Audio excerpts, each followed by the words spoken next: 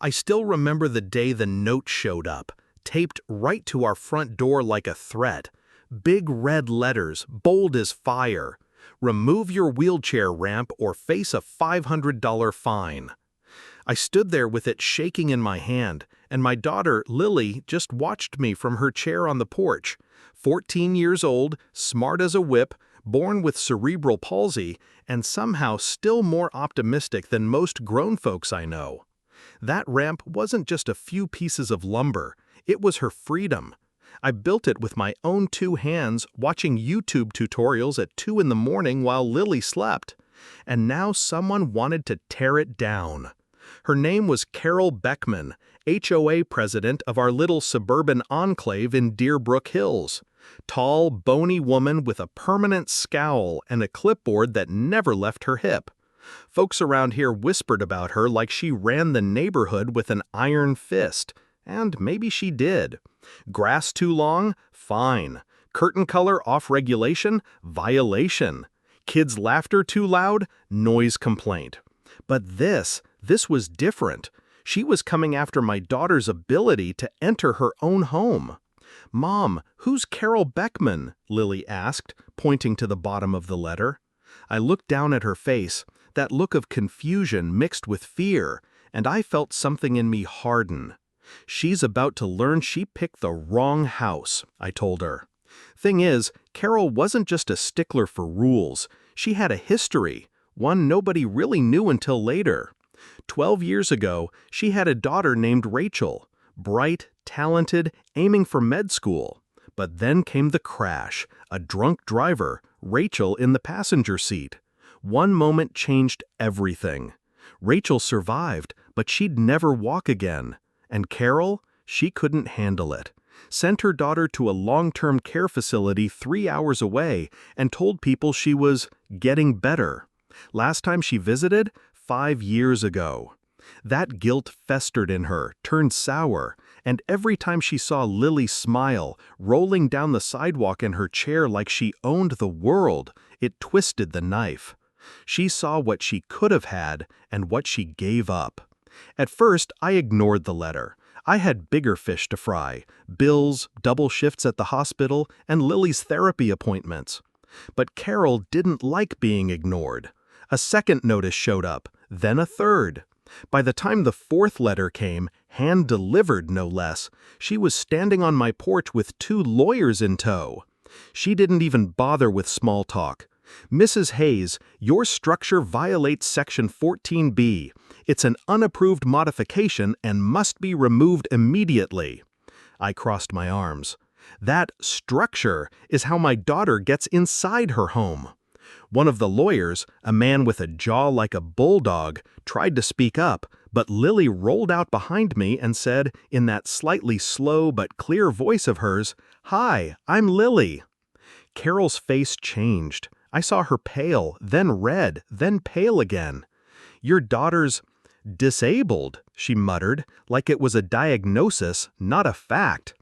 "Yes," I said, putting my hand on Lily's shoulder, "which is why we built the ramp." "I don't care," she snapped, her voice cracking just a bit. "The ramp goes, or you do." I shut the door in her face. After that, it got worse. Every day a new violation showed up. Our mailbox was the wrong shade of gray. Our doormat had too much text. The flowers in our garden were too vibrant. And Lily's laughter? Apparently, it was a disruption to community peace. The fines piled up, $50 here, $100 there, and I picked up extra shifts to keep up. But the worst part wasn't the money. It was watching my daughter fade. She stopped painting, stopped writing those little stories she used to love, started closing the blinds during the day so Carol couldn't see her from across the street. Then came the night everything cracked. It was a Thursday. Babysitter canceled last minute. I had to work a double, and Lily, she's mature beyond her years, said she'd be fine. "I'll watch a movie, finish my math homework," she told me with that little smile. "You go save lives, Mom." At 8 p.m., Lily rolled out onto the porch like she always did, watching the sunset. She was typing away on her tablet some story about a girl who could fly, and she didn't notice Carol standing across the street, wine glass in hand, her eyes glassy and full of something dark. Carol had just gotten off the phone with the city. Her last attempt to get us evicted had failed. Her lawyer was sick of her calls. Her husband had packed a bag and left a note that said, "I married a woman, not a tyrant." And now, with nothing left to lose, she marched across the street. "What are you doing out here?" she snapped. Lily looked up, startled. She typed something on her screen, watching the sunset, just writing. "This porch is a mess," Carol said, pointing to a few leaves. "You people always leave a mess. That ramp, that noise, that attitude." Lily tried to wheel inside, but Carol grabbed the handles of her chair. "Don't you dare ignore me." Lily typed, "Please, leave me alone." Carol slapped the tablet from her hands. It cracked on the concrete. Then, and I swear this is where it all turned into a nightmare, she pulled a roll of duct tape from her purse. Yeah, she taped my daughter's arms to her wheelchair. Ranted about how people like you don't belong here. She hit Lily's legs with a broom. Even though Lily couldn't feel them, the humiliation cut deeper than any bruise ever could. And that's when Mr. Patel, our neighbor, sweet old man who always brought us tomatoes from his garden, saw what was happening. He called 911, his hands shaking so hard he dropped the phone twice. Police showed up in 5 minutes.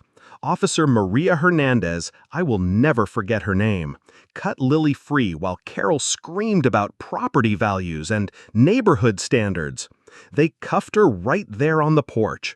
She was still shouting as they shoved her into the back of the cruiser. When I got the call from the hospital and raced home, Lily was wrapped in a blanket, eyes red but calm. "I'm okay, Mom," she whispered.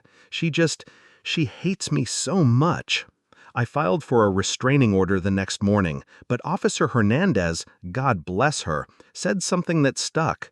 "You might want to move. This woman's obsessed." I said, "We're not running. This is our home."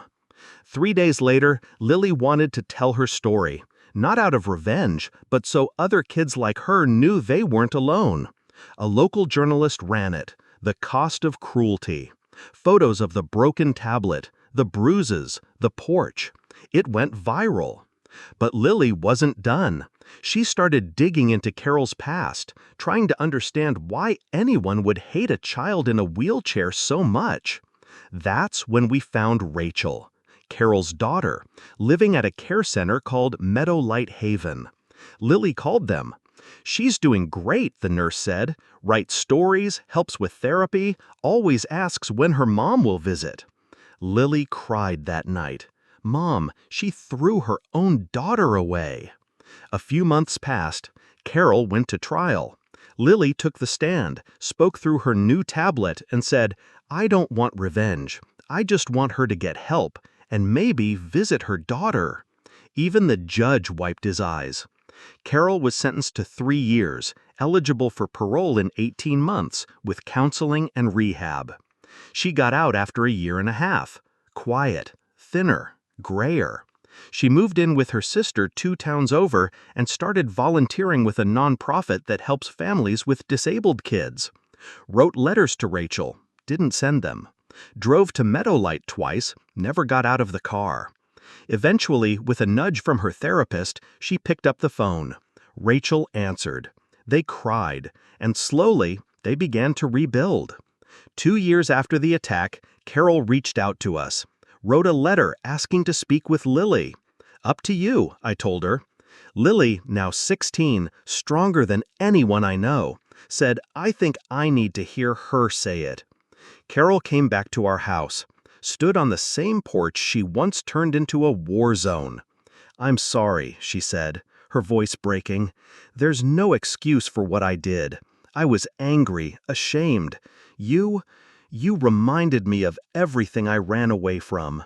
Lily looked at her. "How's Rachel?" "She's good. She's writing a book." Lily nodded. "I'm glad she has her mom back." 3 years after that day, Lily graduated valedictorian, gave a speech that had the whole auditorium on their feet. People hurt us, sometimes for reasons we'll never understand, but we get to choose how we respond. We can carry hate, or we can build something better. Carol was in the back, quiet, crying. After the ceremony, she handed Lily a wrapped package. It was Rachel's book. On the first page, "To Lily, thank you for bringing my mom back to me." Lily went on to college, became a journalist, launched a podcast about disability rights. She married a boy named Drew, also in a chair, and they have 2 beautiful kids. Her daughter, Grace, has the same condition Lily does and the same fire. Carol passed away at 82, surrounded by Rachel and her grandkids. At her funeral, Lily spoke. "She hurt me," she said,